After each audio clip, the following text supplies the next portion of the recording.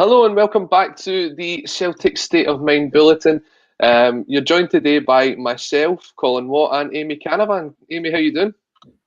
I'm great, Colin. How are you? I'm still a bit surprised, if I'm perfectly honest. It is no longer Groundhog Day. I It's was going on not. about this on Sunday at the end of the game. It just feels as if it's Groundhog Day over and over again. But it's it. It's the period is now over. The chapter in this book has been closed, and we move on. Neil Lennon is no longer the Celtic manager. What was your thoughts when you heard that news last night? It's a funny one, isn't it? Last night, obviously, it breaks and you hear that Lennon's going to be leaving within the 24 hours. It sort of suggested, obviously, that right from the off that Kennedy and Strachan will remain. And I think that sort of taints it. I think Tony Haggerty said it this morning. It is bittersweet. And yeah, you've said it there now that, right, this is the rebuild starting now and the chapter's closed. I don't know. I don't see the chapter being closed with Kennedy and Strachan still there.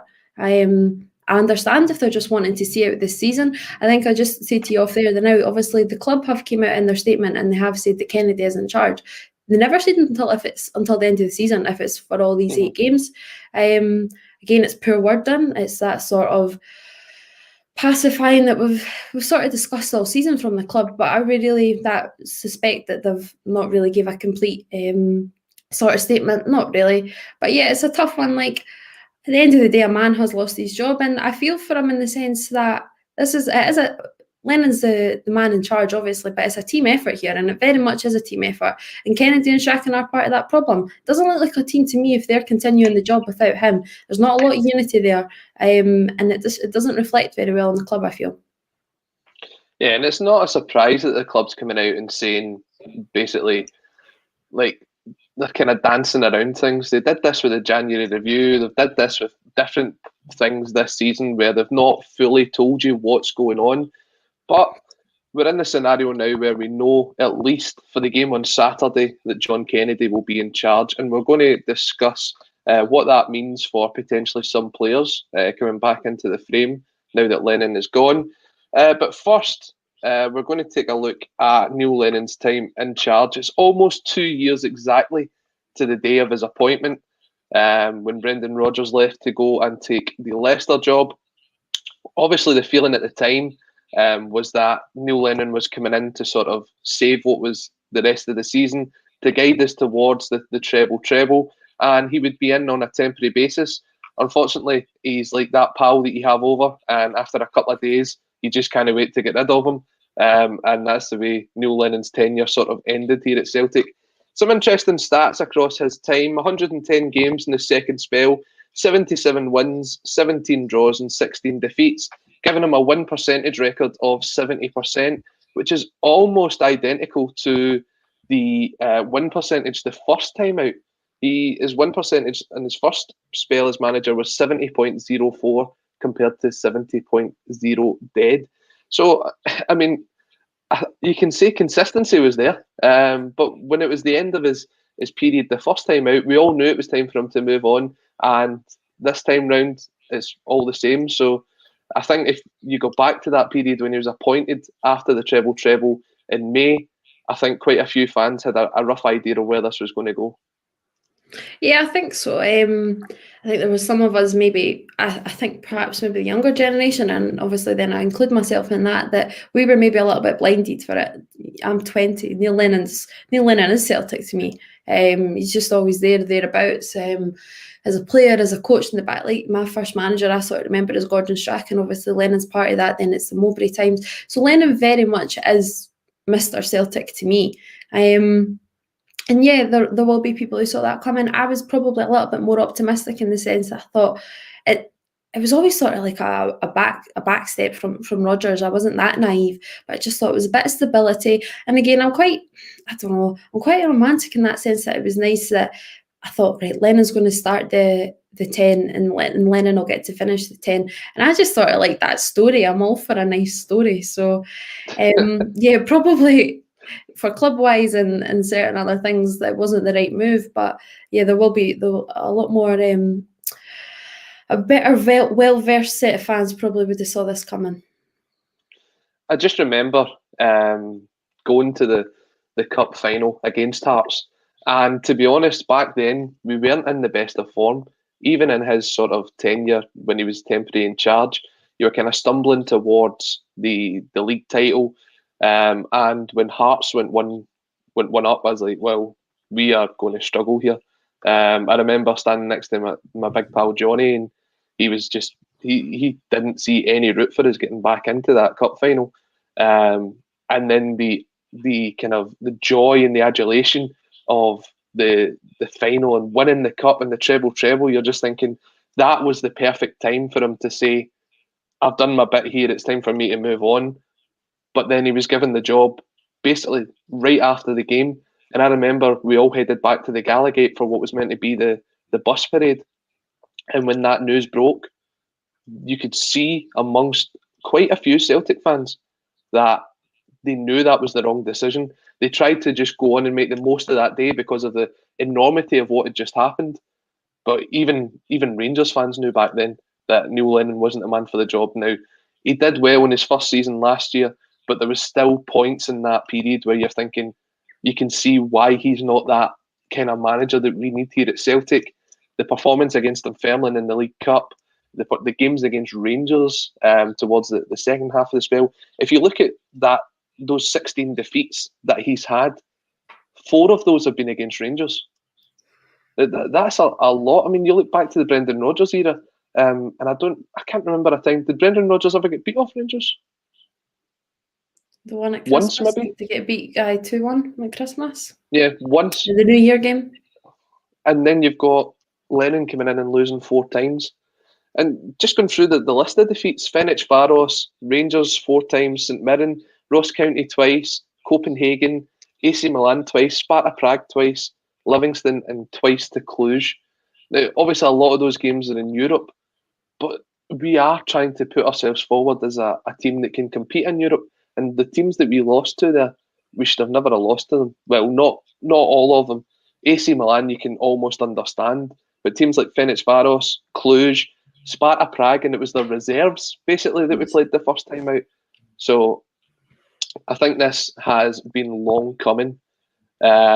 Just Lewis Laird coming in to confirm there it was the once Ryan Jack scoring with their goal of the season back then. Now, yeah, we're now at a period where we have to look to the future, but we should still look back and think about some of the good times that we've had, because it's not all been bad. There has been some good memories. Paul likes to bring up the fact that I was in Rome. I was just going to say, come on, you were in Rome. Go and talk about it.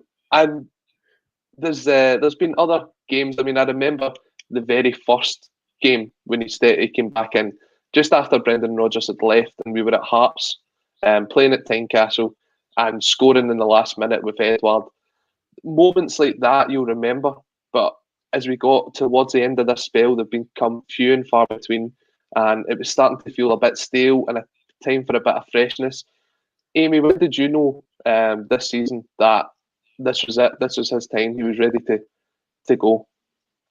I don't think I've had, like you say, you've had the Ferencváros moment. Paul had the halftime at Aberdeen. I honestly cannot pinpoint a game. I think it was just sort of like there was the aftermath of Rangers. There was the Ross County. There was Sparta Prague. There was never. I can't pinpoint the exact moment. Again, I think I was a little optimistic. And I'm seeing the comments coming in. Sorry, I am probably quite naive in the sense that I am quite just accustomed to winning, and that is blissful ignorance, to be honest with you. And I'm just sort of partial to success. So I've always been optimistic in the sense that, it's fine, we'll turn it around, because we always seem to turn it around. So I think it was probably the St Johnstone draw for me. I know that's later than a lot of people, and I've highlighted just a few moments there before that. But the St Johnstone draw, it was sort of in the midst of a lot of draws, and we scraped the draw, we really did. I think it was just at the start of December. But that was the moment for me when I thought, I don't see us getting back from this. But then you look at things sort of like the month of January, you look at going at the Rangers game. I did probably think that the league was done by then, but you go, right, we've put on a performance here. We've got a few games in hand. there was a fair amount of points up for grabs, and we sort of bottled it there again. So there's always been like that tiny little slither of optimism, and I was not like I'm not saying that I thought, just until last week that we'd still win the league, but I think the moment for me was the St Johnstone game for sure, that I just thought, we're not getting out of this. We're not getting out of this at all. And I think perhaps at that point, quite a few people would have said that Neil Lennon's lost the dressing room. And then we go on a bit of a run just recently, 5 games, 1 in a row, and then you lose to Ross County. But the thing about this season was, and someone will confirm what the actual numbers were, we never had a settled side at all. No. We were always chopping and changing, whether it be the formation, the players, and we gave too many players far too many opportunities. I mean, the performances from players this season has been really poor. You take a look at someone like, and I know people's going to comment here, you take a look at Ryan Christie this season. His performances have been so subpar to the point of where fans are happy for him to move on. It came to the point where Celtic didn't even tweet out his birthday on Monday. They only put it on Instagram because they knew what the reaction was going to be to it. What a shock. But then he's not the only one this season. Jeremy Frimpong goes on to move to Bayer Leverkusen. And if you've seen any of his performances since he's moved there, some of the crosses that he's putting over, it's what we were screaming out for when he was in the Celtic side. There's a lot of players that have definitely regressed in that time since Lennon's came in. And to be honest, everyone knew his time was up. But for me, the biggest surprise was now. Why now? Why not weeks ago? Why not months ago when it could have had the chance to change this season around? Why wait until, 8 games to go now? Yep. When we know the league is over. Why now? And that's a question I'll put out to you. Why now? Why now, when just at the weekend there he says, or Monday morning, whatever day it is, he comes in and says, yeah, I'm here for the rebuild. I'm going to lead this rebuild. We can get going again. The timing is absolutely shocking. Again, I think it's just a laughing stage now. You just have to look at like you say, the amount of moments that there could have been. Why now? 8 games to go, and this is what I'm pulling back to, that it's not really the start of the rebuild because Kennedy and Strachan are still there. So the timing doesn't make sense. You are just being complacent and you're seeing out these 8 games.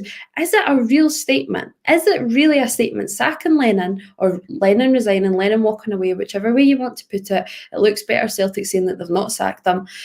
Is it really a statement and a step forward if Kennedy and Strachan and the laptop are still in charge? I personally don't see that. I would much rather have a complete washout from them, and I'd have Stephen McManus step up. Of course, I don't want Celtic to go on and lose these 8 games. That's not happening. Of course, I want Kennedy and whoever will be leading. I want that to. I want success. I'm not denying that. But if McManus came in, you're thinking, right, youth team. At least there's going to be something. There's a bit of freshness. There's just a sort of there's a bit of a purpose to your answer, basically, to your question. There's a bit of a purpose that's why now, because we're going to give these youngsters a bit of a go. But do you really see the team changing that much under Kennedy and Strachan? I don't, unless, like you say, I keep going back to this laptop, but unless there's some magic answer on there, then I don't see many things changing in these last 8 games. I mean, it could be the reason that Neil Lennon came out the other day and said he couldn't disclose some of the issues behind the scenes. Maybe the antivirus software on the laptop had expired. But no, Gavin Strachan's obviously had his chance so far this season. He had the 2 games. Now, obviously, he played with 13 players out of the squad. But was there anything in those 2 performances that suggested to you that he had any sort of tactical ability that can help Kennedy from now to the end of the season, if that's the route that we're going to go down? Personally, no. And it's the same sort of stance that you're hearing Callum McGregor come out, and ex-players as well. They're saying that they don't do tactics, right? Neil Lennon doesn't do tactics. But if Gavin Strachan does tactics, then there's going to be some sort of tactics on the field. There just is, because, well, if there's not, then that's another issue, sort of thing. But no, I never really saw anything that I thought, oh, I could really have him in charge. I wouldn't mind that. Again, I think it's an odd one. I think Tony or Declan touched on it earlier. Could have been Paul himself. That Damien Duff came out and said that John Kennedy is one of the best coaches in the world or something like that. So yeah, maybe we don't know Kennedy, but over the last few years, including under Brendan Rodgers, our defence has been our downfall. Now, John Kennedy's always been the defence coach. There's an issue there. So I don't know where Duff's getting these statements from. I'd take Damien Duff back in a heartbeat, of course. But this is some chance for John Kennedy to show, like you say, these qualities. But the only way he's going to do that is if he totally and utterly uproots what Lennon's done, because there's something not going right there. And it's just clear as day. Yeah, and if we take a look at John Kennedy, he's been a first team coach since 2014, since Ronnie Dyler was in charge.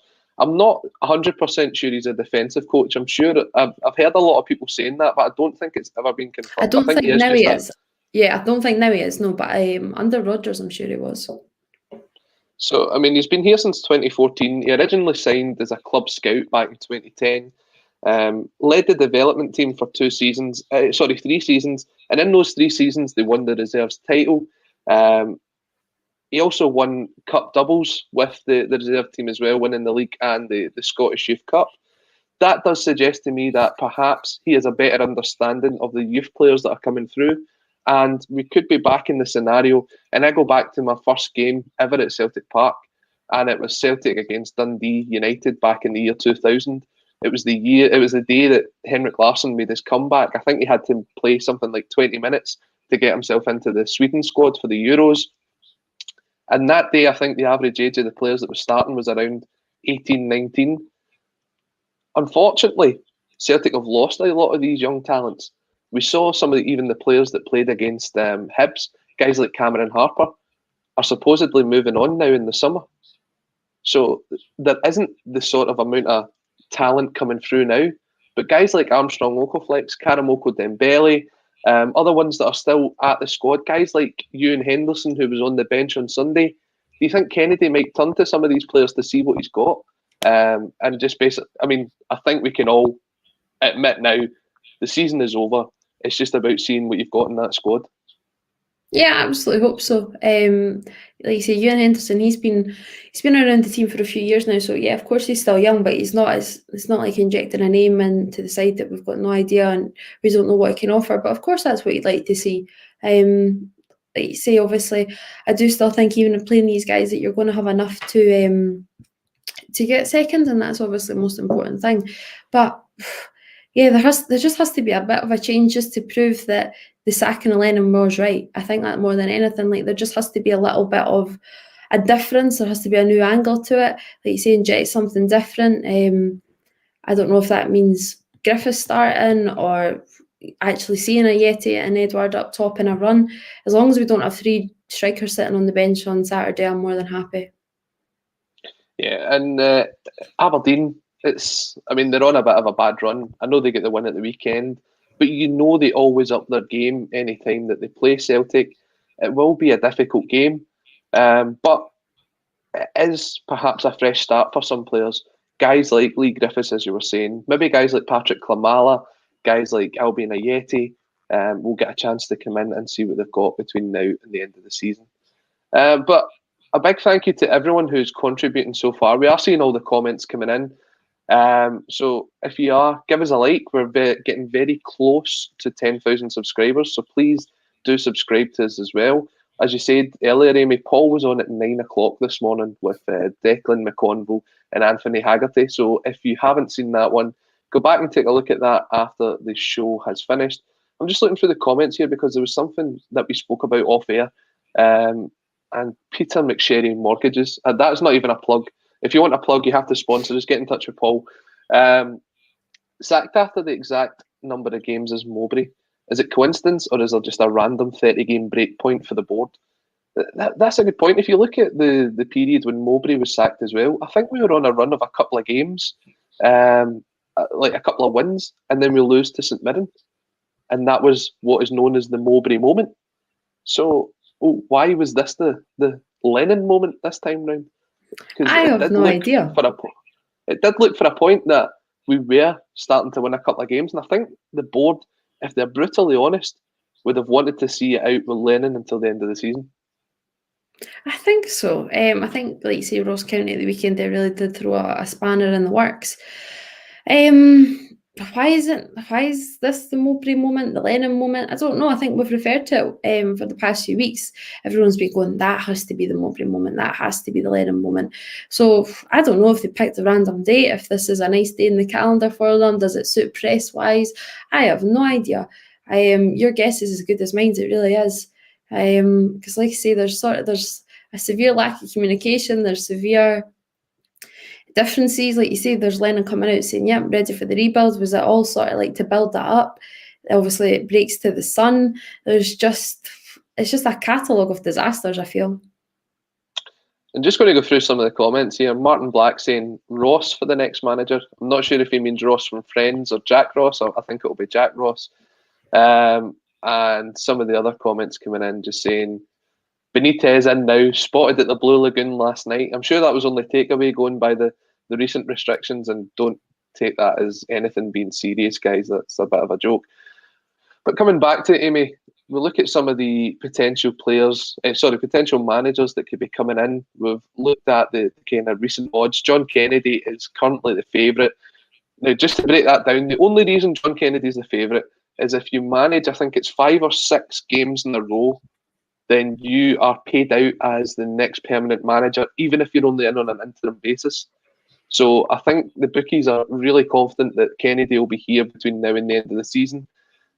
So if you look ahead to sort of next season and you look at some of the players that could be coming, some of the managers that could be coming in, obviously previously have been linked with guys like Eddie Howe, Rafa Benitez, obviously being in the Blue Lagoon last night. I don't think Rafa will be anywhere near the Celtic job.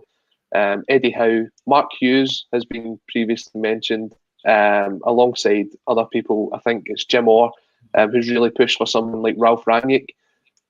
If you had the responsibility of looking out for the next manager, who would you look for, and why would you try and bring that person in? What do you think they could offer? Again, Tony touched on it this morning. It's all about aiming big. It really is. Worst they can say is no. So yeah, I'm looking at more Eddie Howe or Roberto Martinez. Now I think Martinez is a little bit of a stretch, and the only way that's really going to happen is obviously the Maloney connection.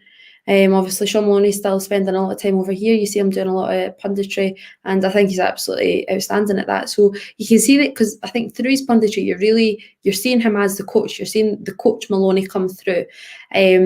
He's really good at breaking things down and explaining things, maybe in layman's terms, but it's just basic. And to be honest, I think that's more than anything what Celtic need right now. So yeah, I would be looking at a Howe or a Martinez. Again, it was a great point you touched on earlier. Bringing in an international manager is going to be tough with obviously a tournament summer. And it's going to be hard to pull somebody away from that, especially when you're in the number one job, the number one country in the world, that job.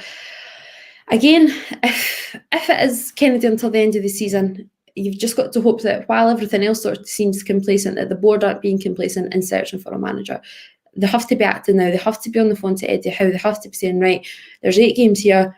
Come and watch whatever you're wanting access to. We can give you right now to sort of not tie them down in the sense, but just bring that connection. Because if you wait till these 8 games are over and you wait until this summer, then Crystal Palace job, maybe not with Roy Hodgson, but Newcastle, obviously all these managers are still in roles, but there will be shifts this summer. There will be. Big season down south. There's a lot of there is a lot of talk of movements. And again, even championship clubs, you'll be looking at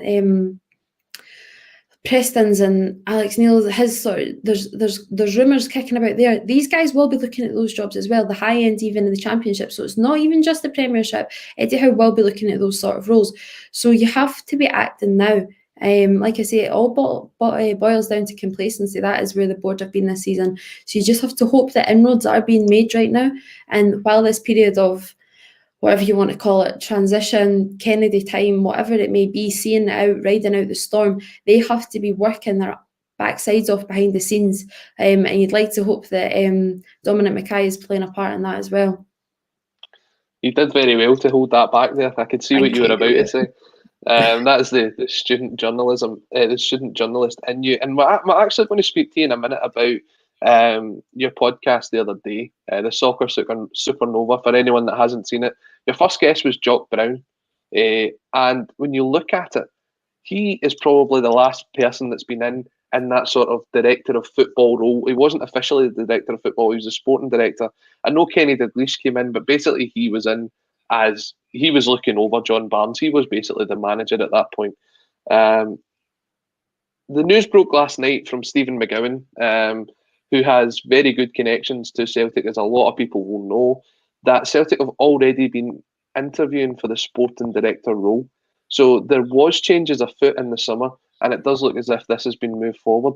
Do you think that will affect the kind of manager that we bring in the summer? Can you see someone like Martinez, if that's the kind of person that you go for, working under a director of football or a sporting director, or do you not think that he would want the responsibility for all the football going on at the club? I really don't know. It's a tough one when you look at the Martinez scenario, because obviously right now he is in the an international managerial role. It was magic last week, wasn't it? Yeah, so it's a different. You come accustomed to different things. His players aren't all his players, obviously. You're only getting them for a short period of time. So maybe he would want to, if he's coming back into club football, he'd want total control. Maybe that's something he's searching after. Again, Eddie Howe, I don't know if that's something that he'd want. These are only questions that they guys can answer. Touching back, like you say, to Jock Brown, obviously, like you say, he was general manager at Celtic at the time, and I did ask him if that sort of role was what was needed nowadays. He wasn't too forward about it, and he was a little bit like the director of football role is. It's sort of like trendy. I think that's sort of the way that he put it. We spoke about it a fair bit off air as well, but I don't know if he. From his perspective, I don't know if he sees it as the best role at Celtic. And to be honest, I don't really either. Again, I think I'm just a little bit... You see it working in Germany. I think... again, down south, but I don't know if it'll work up here. You look obviously over at Rangers, there's obviously something going right. But will it work here? It does all depend on the manager who comes in. And like you say, I think it is only them who can answer that question, if they would want total control of football or if they wouldn't. Yeah, and I think that will certainly play a part in the kind of manager that you bring in. I always thought that under the period of Ronnie Dyler, he needed someone there. I know he had John Collins working alongside him, but I always feel as if he needed an experienced head above him. I would have loved to have seen someone like Gordon Strachan or Martin O'Neill coming in to help someone like Ronnie Dyler, because you could see he was a coach. He was getting the best out of the players. He wasn't comfortable in his environment, to the fact of when things got tricky, there was no one else that he could turn to. He didn't really have that person that had the experience of being at Celtic. John Collins had been at Celtic, but it'd been a while since he was last there. You're looking for someone that could kind of help him build a relationship with the players, and there was no one there to step up. Now we're going to bring someone like that in. Names that have been put about, Fergal Harkin is probably the biggest one. The one that's got the most kind of rumour to it, because of his connection with the Desmonds. I think he's pals with Ross Desmond, the person that's allegedly coming onto the board in the summer as part of the revamp. So I think that will determine who we bring in. I don't think in that sense we'll go for someone like a Ralph Rangnick, like a Roberto Martinez, like a Rafa Benitez for that case. But I could see someone like Eddie Howe stepping into that role. The only problem you've got there is I feel as though, and I've heard it from someone that is very well connected at Bournemouth, he's really family rooted down there, and it would take a lot for him to make that step up to Celtic. But the opportunity is there for you to basically remold a team. Absolutely, sorry. Yeah, it's a lucrative sort of job, and I think you're spot on there. I think if Howe's sort of comfortable down there, that it is a big uprooting, uplifting of life. I think it's probably more to Martinez. You see him start to dart about the country, or different countries. He's in the Belgian role, but he's doing punditry down south. He's obviously played up here as well. So there's that little connection. It is, like you say, of course, it's Celtic. It's a lucrative job, of course it is. Again, it's just, I think it's hard right now. I think I've just really clicked in that John Kennedy's sort of in charge for this weekend, and it's taken I think just all the emotions of Lennon's away, but Kennedy's still in charge is still sort of mulling over me. What do you reckon? I don't know. I mean, on the Martinez thing, if you're going to go for the director of football, you're going to go for the sporting director. I think there's more chance of getting Maloney and having him moulded by a director of football than bringing in someone who obviously has the managerial experience, has done it at some big clubs down south. I can't see him not having the full control over the club unless it's someone that he's really well connected about. Like if it's someone that he's really friendly with and he's worked with him before, then perhaps that would be the thing. But it doesn't really seem to be the case. So I think it could be someone like a Sean Maloney, like a younger coach. But then is that enough for the fans? Is that enough to turn a lot of these fans that have said, and to be honest, I'll be honest, I was personally one of them, that if Neil Lennon was still in charge at the start of next season, I'd be seriously reconsidering whether to renew or not. Now, is that enough for fans to get someone like Sean Maloney in? Is it all about having the experienced head above him? Is that enough to win the fans back over? I don't know, that's the question to put out there, isn't it? I put that out to everyone that's watching. What do you need from the Celtic board going forward? What do you want to see going forward? Who do you want in? And what is the level that you start to feel encouraged for next season by? Because at the minute, there is no way that you can see John Kennedy taking that team forward next season. No. We all said at the time, he needs to go alongside Strachan to have a complete restart. Surely it can't be that Kennedy sees through 4 managers. It's a lot. I think there's a few comments coming in. I don't dislike John Kennedy. I certainly don't. John Kennedy's testimonial was the first game so was at Celtic Park. I don't dislike him, but I just there has to be something. He has to be culpable as well. He's part of the team, and I'm after a total rebuild here. And if Lennon goes, then I think his team must go, and that's including Gavin Strachan as well. So no, I don't dislike Kennedy, but do I want to see him in charge? No. So I'm just looking at some of the comments coming in here. Some names that is being suggested. There's actually quite a few. I'm just trying to pick some of them up. Brian Watt, absolutely no connection, no favouritism. It isn't as if Paul's hosting, because sometimes he picks his favourites apparently.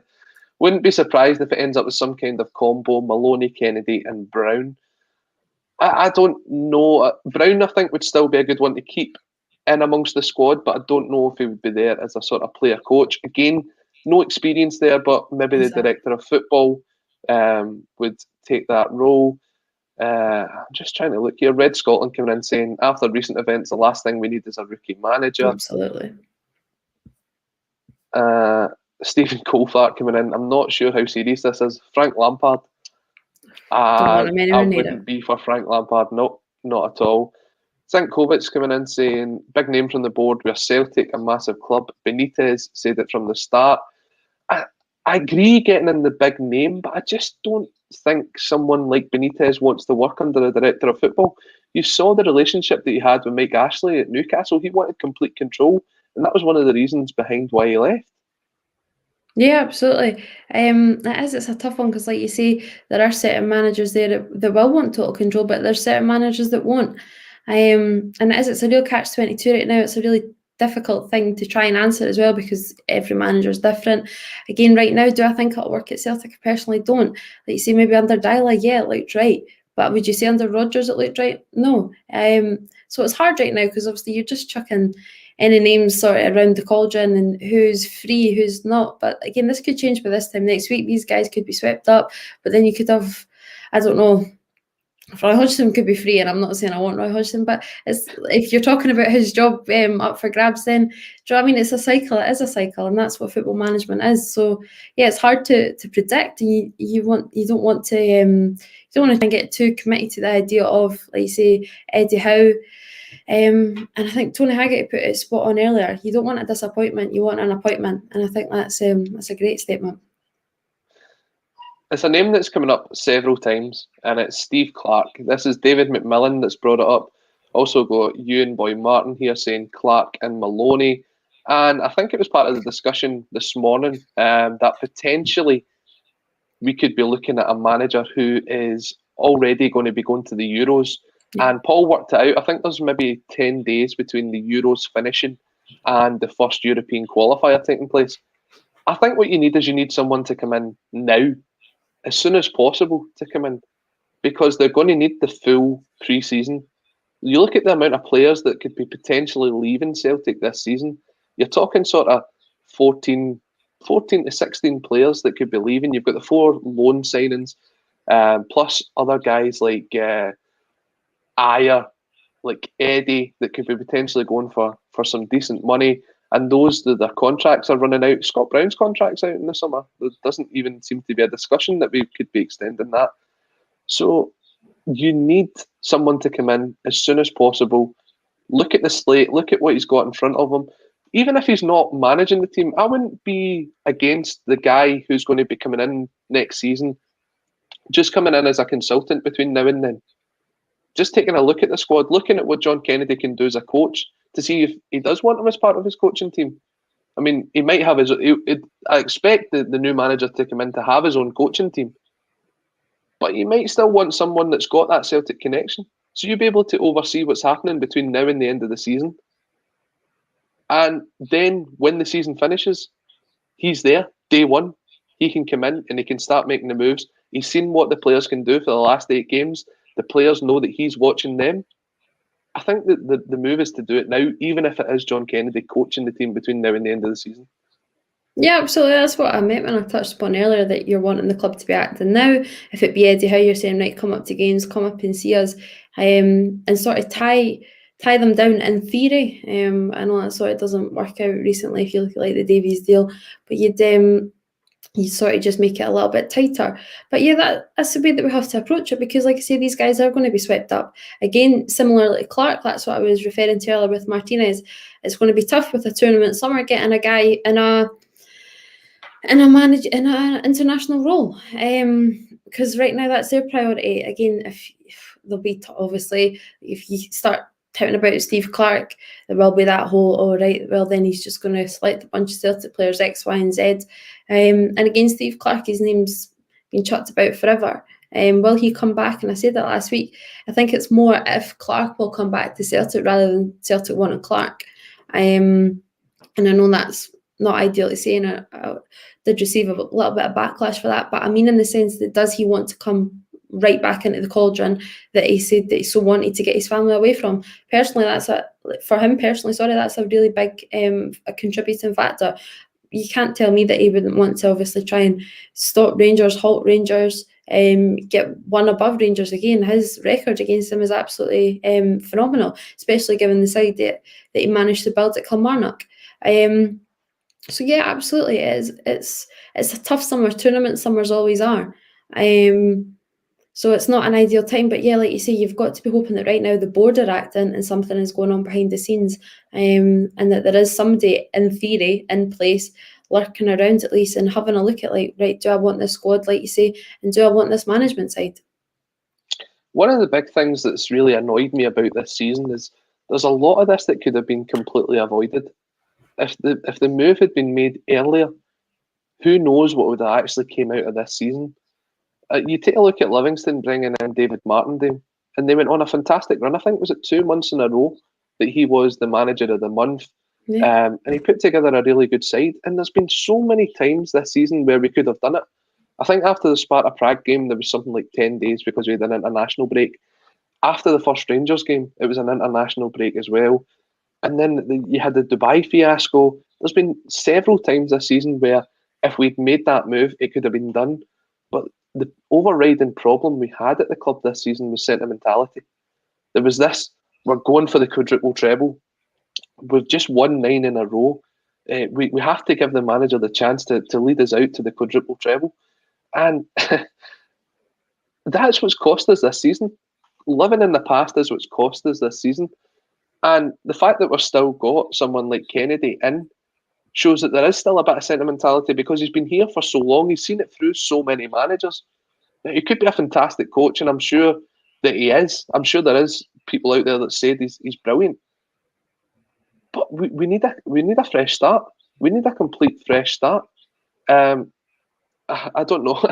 It just goes back to the question: why now? Why yeah, absolutely. now? You've touched on it there. This season has totally been sentimentality. It absolutely has been. It was all right. Neil can see the quadruple treble, like say Neil can start the 10, finish the 10. Well, that sentimentality has been thrown right out the window, and then you sort of go, so why now?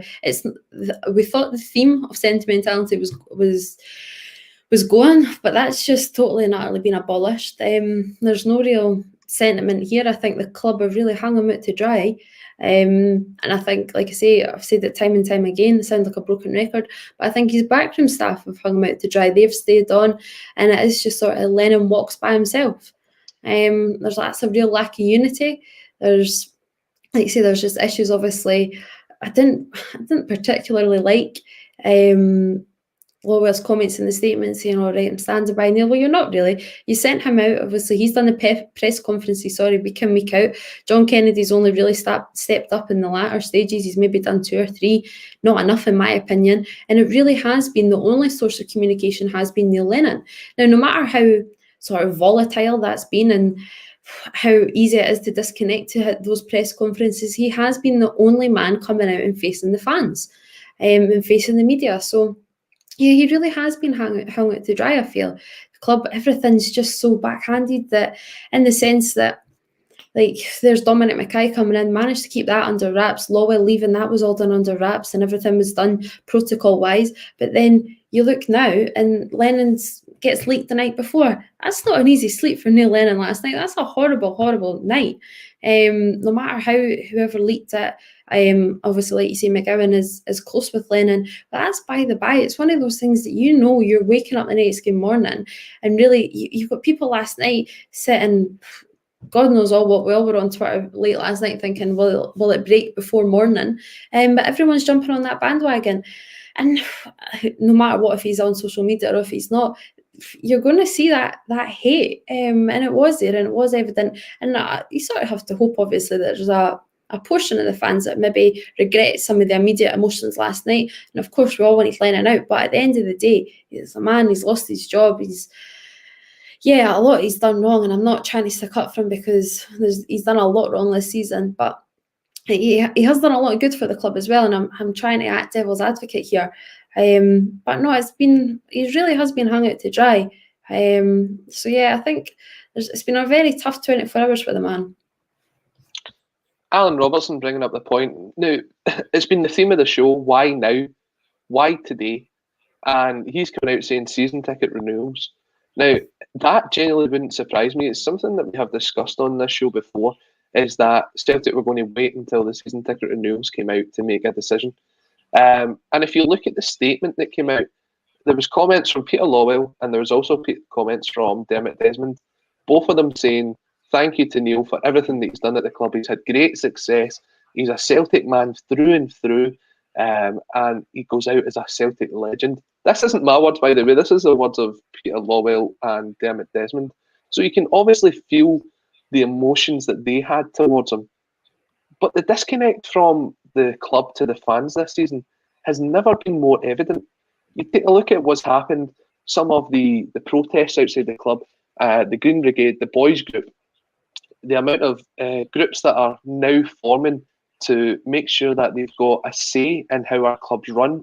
I'm thinking of the Celtic Trust, there's Celts in the Stand, there's so many different groups, and they all seem to be coming together now to try and get more say in how the club is run. There has never been a point, probably since 93, 94, when the first movement to remove the board happened, that there's been such a disconnect from the fans and the board this season, and the fans in the club. When you take a look at it, how much have you actually heard from Celtic this season? We're both season ticket holders, we both go to the games, and the only time I've heard from Celtic this season was either to punt merchandise or the survey that came out, what was that, kind of September, October time, asking, Would you ditch your pals to get back into the ground? Would you ditch your family to get back into the ground? What do we need to do to get you back in? It's always ever been the communication from the club is, we need your money. We need this. We need that. And even when it came to the point where everybody knew that Neil Lennon had to go, the statement came out saying, "Just get behind them. Just get behind them." By the way, there's a sale on in the superstore, 15% off everything that's Adidas. So it doesn't surprise me if we're sitting here next week and go, "Oh, there's the renewal forms out," and it's the only reason they took action. I think as well, when you look at it, when fans realised that they could get their refund for last season, and by the way, anyone that hasn't done it, if you still want to do it, you do have, I think it's a 5-year period to claim your refund for last season. Get in touch with the club to do that. That's when they act. It always seems to come back to money. Absolutely. And again, I think that's a great point. Obviously, like you say, season ticket renewal is coming up. But in that sense, though, it's one of those ones that you're like, well, there's no real step forward. Kennedy's obviously in charge, and I'm not saying that Neil Lennon goes last night and this morning I am expecting Eddie Howe to be announced at X, Y, and Z. Like, I'm not that stupid. But would you really renew your season ticket in the sense that you're still sort of in a little bit of the unknown? Obviously, it's not Lennon, but who could it be? It could be a disappointment. Who knows? It could, and no disrespect, I'm not saying that Jack Ross would be a disappointment, but in the grand scheme of things, it's not exactly the lucrative, high-end manager that we're all sort of. He's not a Benitez, he's not a Martinez, he's Jack Ross. These things are possible, and I know there's always that danger every year. It's not just this year that you don't really ever know who's going to be in charge at the start of next season, but it's just a real low period sort of time. That is basically what we're kind of in now. You're in this sort of purgatory period. I think everyone will agree that you can't wait for this season to end. But what you do need is you need someone with a kind of name, someone that will get the fans behind them, something to look forward to for next season.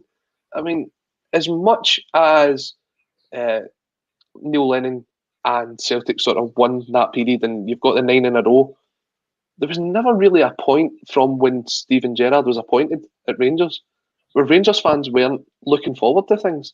Yes, there was a period sort of towards the middle of last season where there was a bit of a movement that suggested they kind of wanted him out. But look at it now. I think 95% of the time Rangers fans have loved the fact that Steven Gerrard's been in charge of them, and he's always kind of given them that confidence. That's what we need.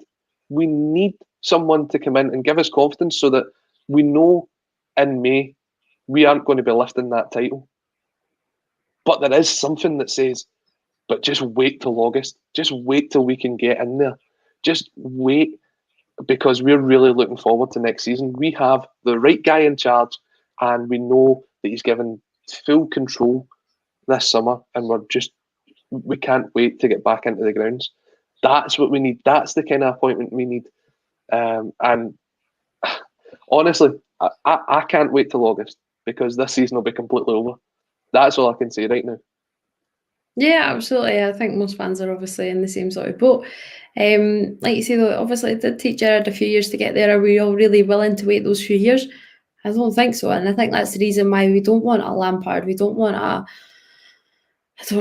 Maloney coming straight in just on his own. There needs to be a bit of experience who can get the job done pretty quickly and can act fast. Not really got time to be a bystander. And that's where we've been this season, because we haven't got into the grounds. We have been bystanders. We have been customers to an extent. Just going back on the point I was making about the season and the communication from the club, I'm not deliberately having a go at the club for trying to pass on merchandise all the time, because you realise they do have to make money. They do have to keep the business turning over. But there's also so many other things that they could be doing for fans. You look at the partnerships that they've got with certain charities, things like the food banks, things like the mental health charities, and everyone has been struggling this year. if you haven't been struggling personally, you will know someone who's struggled either with their mental health, with perhaps having lost a job, the fact that money's now tighter, or different things like that, of people that's been ill. Celtic have got all these connections. They pride themselves on having these charity partners. Surely there should have been some communication from the club this season just to say, look, if you are struggling, speak to X. If you need help with that, contact Y. But it's just never been that this season. And I don't know. It's one that we'll look to put in the annals of the history, bury it right underneath, 6 foot below, scrap it, start again. It's just been a complete disaster from start to finish. Here, here. I like when you go on a wee rant. I quite enjoy it. Just on you go. What do you think? Should the club have done more this season? Oh, absolutely. God, there's nobody going to deny that. It's been an absolute embarrassment. It really has, in every sense. Like you say, if it be food banks, it's always somebody else that's doing it. It's never coming directly from the club. If it be, like you say, just any sort of communication, just like, are you okay? You never know that there's a global pandemic going on, and they've not got 50,000 fans. And week in, week out, you just, they're not even really going, is the stream okay? Because no, the stream's not okay. There's just no sort of, they're not really checking in. Like you say, they're that bad pal that's just sort of just concentrating on themselves. They're riding high in the pandemic. Yeah, whoopie-doo, we're doing okay. But do we really care about anybody else? Nah, we're doing all right, Jack. I'm not really sure about yourself. It's something that I'll never forget, is the way that fans have been treated this season.